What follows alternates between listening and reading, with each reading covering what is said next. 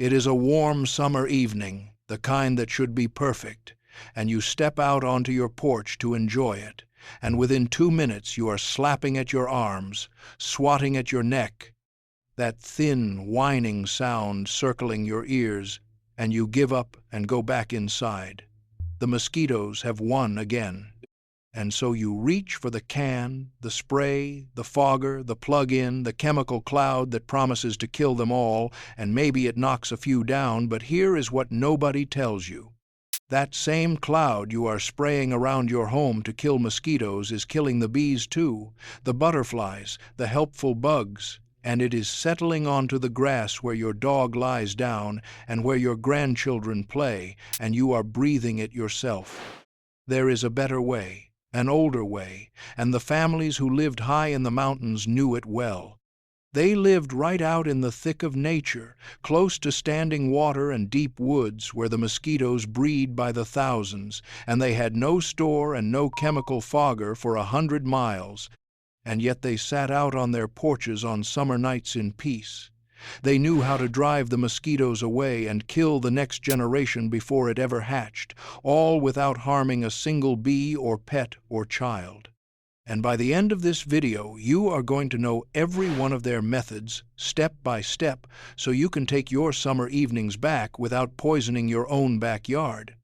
Stay with me, because the last trick I show you, the one that stops the mosquitoes before they are even born, is the one that ends the problem for good, and almost nobody does it anymore. Let me start by telling you why the modern way fails us, because once you understand this, everything the old folks did makes perfect sense. The chemical fogger is a blunt weapon. It does not know a mosquito from a honeybee. It kills everything it touches, the good with the bad, and the bees and butterflies and ladybugs and dragonflies it wipes out are the very creatures that keep nature in balance, including the dragonflies that eat mosquitoes by the hundreds. So you spray, and you kill your own allies, and the mosquitoes, which breed faster than anything, come right back stronger while their natural enemies are gone. It is a war you cannot win that way. The old mountain folk did not wage that kind of war. They were smarter because they had to be. They did not try to poison the whole world around them. They worked with it. They used the plants that mosquitoes hate, the scents that drive them off, the smoke that clears a porch, and most of all, they understood the one thing that actually ends a mosquito problem, which is denying them the water they must have to breed. They protected the bees because the bees fed their gardens, and they protected their animals and children because of course they did, and they still kept the mosquitoes at bay. If you believe that the old way, the sensible way, the way that does not poison your own home, is worth saving, then do me one small kindness right now and subscribe to this channel and help me keep this old mountain knowledge alive, because these are exactly the kinds of methods that get forgotten in a single generation, traded away for a can with a label, and I do not want them lost. So let me show you one method at a time, and I am going to start with the easiest and most pleasant of all, the plants. The old folks knew that certain plants give off a scent that mosquitoes simply cannot stand, and they planted them right around the porch, around the doors, under the windows, anywhere people gathered in the evening, so that the air itself became a barrier the mosquitoes did not want to cross. The first and most famous is anything in the mint family and the lemon-scented plants. Lemongrass, the very plant that the famous citronella scent comes from, growing in a pot by the door, gives off that smell mosquitoes hate. Lemon balm, a kind of mint, crushed and rubbed on the skin or just growing nearby, drives them off. Basil, especially the strong scented kinds, repels them and keeps flies away too. Marigolds, those cheerful orange and yellow flowers, give off a scent that mosquitoes avoid, which is why the old folks ringed their gardens and porches with them. Lavender, rosemary, catnip, all of these carry scents that say to a mosquito, "Stay away. Here is how you use them the mountain way." You plant them in pots and in the ground all around where you sit in the evening, and here is the secret most people miss. The plant just sitting there only does so much. But when you crush a few leaves between your fingers and rub them, or break a sprig and set it on the table, you release a burst of that scent into the air, and that is when it really works.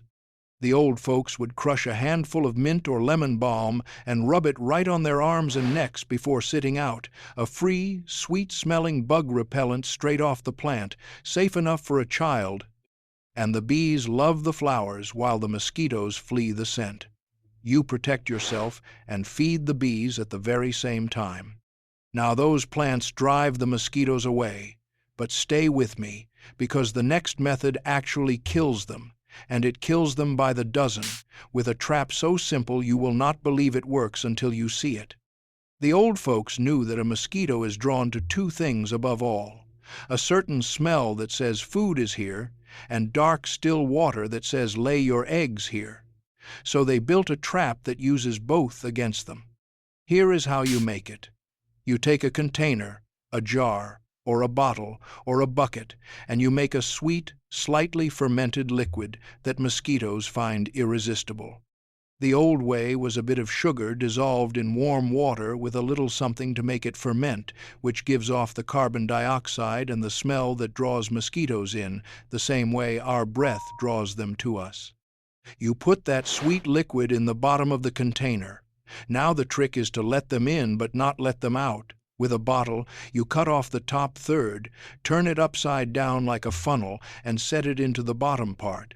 So the mosquitoes fly down through the narrow neck to the liquid and then cannot find their way back out. They drown in the very water that lured them. You set these traps in the shady corners where mosquitoes gather, away from where you sit, so they are drawn to the trap and not to you, and you empty and refresh them every few days.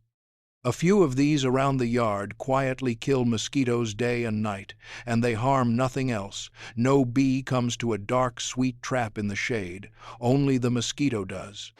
The old folks understood the mosquito's own habits and turned them into its undoing, and that is the heart of all their methods, knowing the creature better than it knows itself. Now here comes a method as old as fire itself, and it is the one for the evening on the porch, when you want to sit out in peace: smoke. Mosquitoes will not fly through smoke. It confuses them. It hides the scent of you that they hunt by, and it simply drives them off. The old mountain folk kept a little smudge going on summer evenings, and it kept the whole porch clear. Now you do not want a choking, harsh smoke.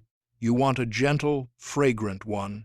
And here is where the old wisdom shines, because they did not just burn anything, they burned things that smelled good to us and terrible to the mosquito. They would take a small fire or a bit of smoldering coals in a safe metal container, never near anything that could catch, and onto it they would lay handfuls of dried herbs and certain plants. Dried sage, dried rosemary, dried lavender, the dried mosquito-repelling plants, even certain dried citrus peels, all of these smolder and send up a fragrant smoke that mosquitoes flee. Some old folks tossed on a bit of pine or cedar for its scent. The smoke does double duty. It drives off the mosquitoes already there, and it scents the whole evening air so new ones stay away. A safe word here, because we always tell the truth on this channel. You keep any fire or smolder in a proper metal container, well away from anything dry that could catch, never leave it alone, and keep it small, because a porch is no place for a real fire to get loose. Done safely, a gentle herb smudge clears a porch better than any chemical coil, and it smells like heaven instead of poison.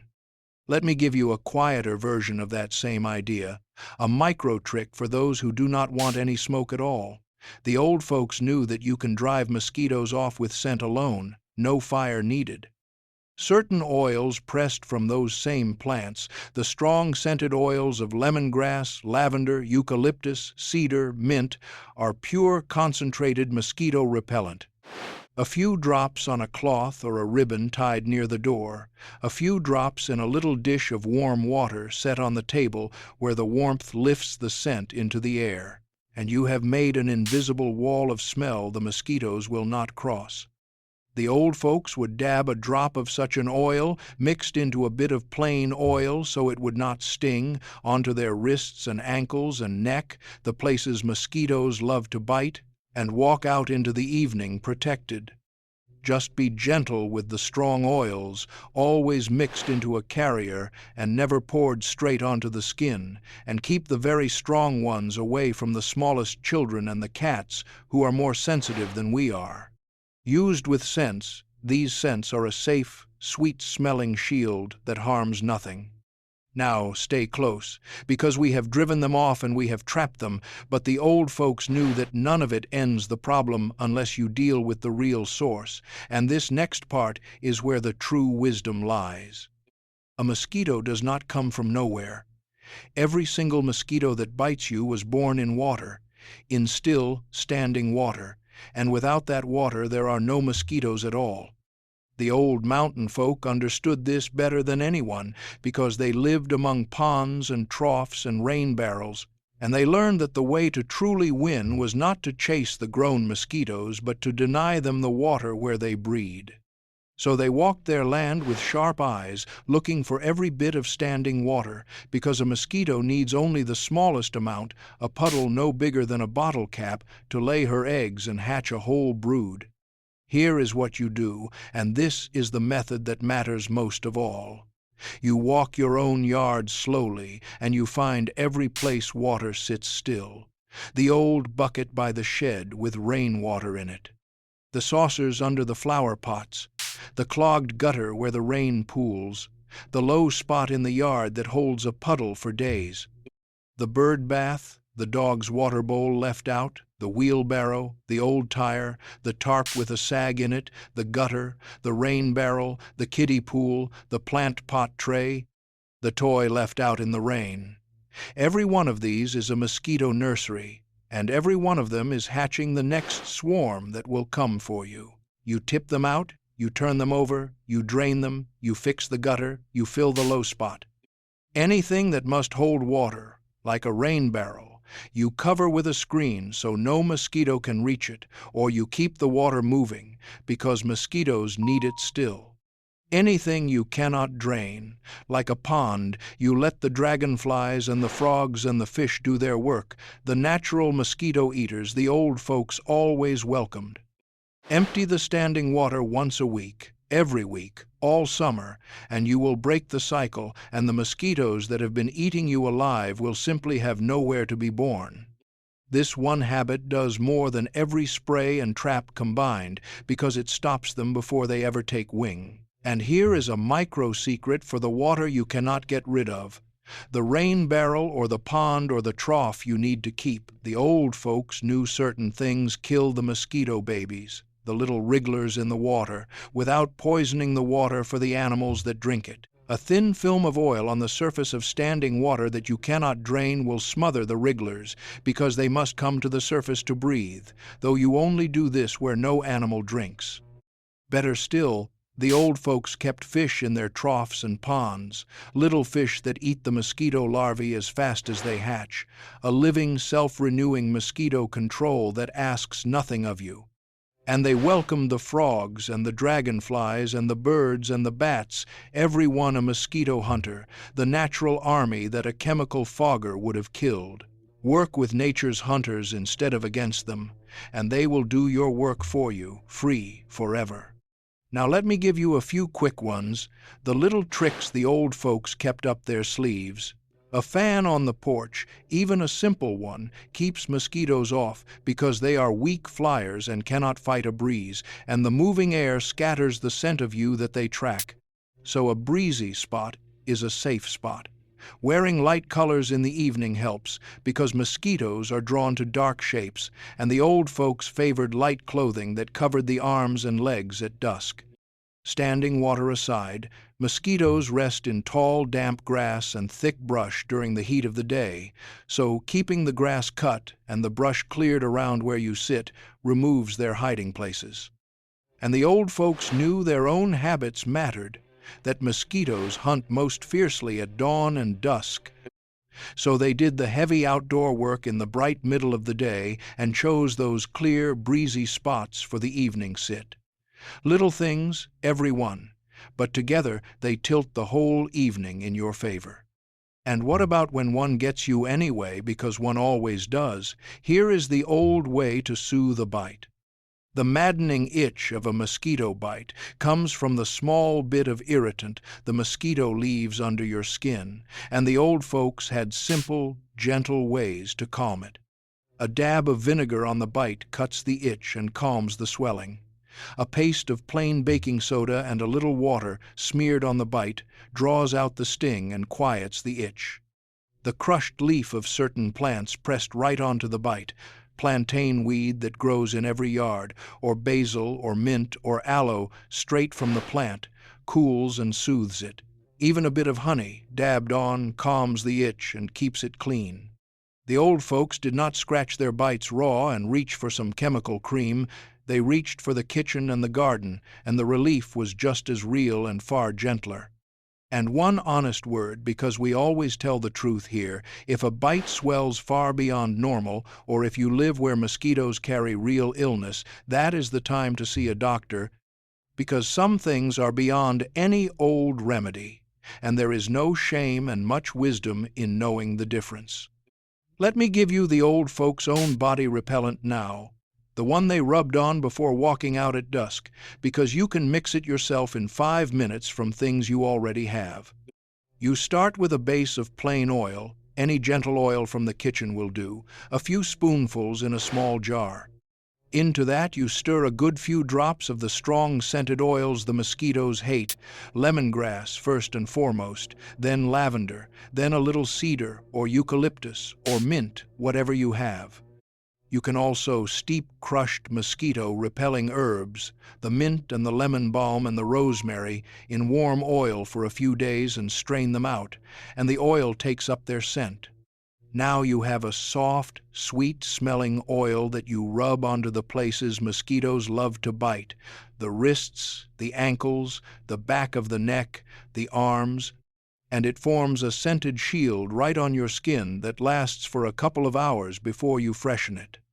It is gentle enough that the old folks used it on themselves all evening, far kinder than the harsh chemical sprays that smell of poison and sting the eyes, and it doubles as a fine-smelling lotion. Keep the very strongest oils to a few drops and well diluted, and away from the smallest babies and the cats who are more sensitive than the rest of us, and you have a safe homemade repellent that costs pennies and works.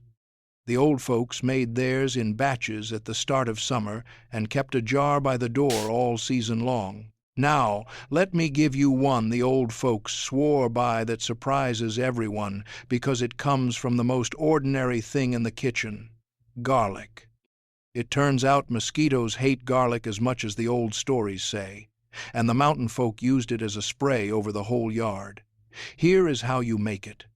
You crush a good handful of garlic, several whole heads if you are doing a big yard, and you steep it in hot water and let it sit overnight so the water draws out all that strong garlic oil. The next day you strain it, mix it with more water in a bucket or a sprayer, and you spray it over the grass, the bushes, the low damp corners, all the places mosquitoes rest in the heat of the day. The smell, which fades to nothing for us within an hour or two, lingers where the mosquitoes hide and drives them right out of the yard, and it can keep working for a week or more, longer if it does not rain. It harms nothing, not the bees who are off at the flowers and not bothered by it, not the pets, not the soil, and the old folks would freshen it after every hard rain. Some of them even believed that eating plenty of garlic put a little of that scent into your own skin and kept the mosquitoes off you personally. And whether that part is true or just an old tale, a yard sprayed with garlic water is a yard the mosquitoes want to leave. And here is a humble one that does 2 jobs at once: coffee grounds. The old folks wasted nothing, and they learned that the used coffee grounds from the morning pot are a quiet weapon against mosquitoes. sprinkled into any standing water you cannot drain. The grounds make the water harsh for the mosquito wrigglers and drive the females away from laying their eggs there in the first place.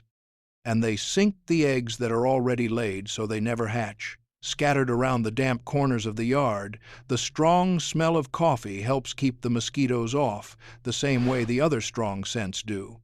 And of course those same grounds feed your soil and your plants as they break down, so nothing is wasted. The morning coffee fights the mosquitoes and feeds the garden in one stroke. That is the old mountain way all over, one simple thing doing 3 jobs, nothing thrown away that still has use left in it. Let me take a moment here and say something about why all of this matters beyond the mosquitoes themselves, because the old folks understood a bigger truth. When you reach for the chemical fogger, you are not just killing mosquitoes, you are tearing a hole in the living world right around your own home. The bees that pollinate your garden and the whole valley's flowers, gone. The dragonflies and the bats and the birds that eat mosquitoes by the thousands every night, gone or poisoned. The frogs in the low spots, the ladybugs on the roses, the butterflies, all of them caught in a cloud meant for one small biting fly. And when those hunters are gone, the mosquitoes, which breed faster than anything alive, come roaring back with nothing left to eat them. So the chemical way does not just fail, it makes the problem worse over time, year after year, while it quietly empties your yard of everything beautiful and useful. The old mountain folk never made that trade, because they could see plainly that the bees and the dragonflies were their friends and their helpers, and that a yard full of life is a yard that balances itself. Every method I have shown you tonight, the plants, the traps, the smoke, the garlic, the draining of the water, every single one protects that balance instead of destroying it. You are not just keeping the mosquitoes off, you are keeping your little corner of the world alive and whole, the way it was meant to be, the way the old folks always kept it. And now, here it is, the last and greatest method, the one I promised you at the start, the one that ends the mosquito problem for good. And I have already hinted at its heart, but now I want you to truly understand it, because it is the whole secret. The old mountain folk won the war against the mosquito, not by killing the ones in the air, but by making sure the next generation was never born. Everything else, the plants, the traps, the smoke, the scents, those handle the mosquitoes that are here today, but they will keep coming forever if you do nothing about where they come from. The grown mosquito biting you tonight will lay hundreds of eggs in any still water she can find, and in a week those become hundreds more biting you, and so it never ends. But break that chain. Deny them the water for one full week and then the next and the next all season long, and the swarm collapses, because mosquitoes live only a short time, and if no new ones are being born, the old ones die off and are not replaced, and your yard goes quiet. So the greatest method is also the simplest and the most patient. Every week, you walk your land and you tip out every drop of standing water you find. You screen what must stay. You keep the gutters clear and the low spots filled and the troughs stocked with little fish. And you do it faithfully, week after week, the way the old folks did. It is not exciting. It is not a magic spray. It is a quiet, steady habit, a walk around the yard with sharp eyes, and it is the only thing that has ever truly ended a mosquito problem, and it has never harmed a single bee in all the years the mountain folk have done it. That is the real secret, not poison, patience and attention. Cut off the water, and you cut off the mosquito at the root. So that is the forgotten mountain way of taking your summer evenings back. The fragrant plants that drive the mosquitoes off and feed the bees at the same time, the simple sweet trap that drowns them by the dozen, the gentle herb smoke that clears a porch, the scents and oils that build an invisible wall, the soothing remedies for the bites that slip through, and above all the steady, patient draining of the standing water where every mosquito is born. Not one drop of poison spread on the grass where your dog lies down and your grandchildren play. Not one bee or butterfly killed in the crossfire. The old mountain families lived right in the heart of mosquito country, among the ponds and the woods and the wet, with no store and no chemical for 100 miles, and they sat out on their porches in peace on the warm summer nights, because they understood the creature, and they worked with the land instead of poisoning it. We have all the chemicals in the world now, and we are still slapping at our necks and breathing the spray, while they, with almost nothing, had figured it all out long ago. But you do not have to keep losing that fight. You can do it their way, the safe way, the sensible way, the way that protects everything you love while it drives the mosquitoes off, and you can have your evenings back. So here is what I want you to do. This week, take just 10 minutes and walk your own yard with new eyes and find every place that water is sitting still and tip it out, every bucket and saucer and clogged gutter and forgotten tray, and then do it again next week, and watch how much quieter your evenings become. And while you are at it, set a pot of mint or lemongrass by the door and crush a leaf before you sit out. And then come tell me in the comments, did your family keep the bugs away the old way too? Did your grandmother grow the marigolds and burn the herbs and walk the yard tipping out the water? And where in the world are you watching from tonight? Because I love to see how far this old wisdom travels. If this video helped you or stirred a memory, subscribe and stay with me so together we can keep these old mountain ways alive, the ways that protected the family and the bees and the whole living world at once, before they slip away for good. They knew how to live in peace with the land, those old folks, and they have so much left to teach us. I will see you in the next one.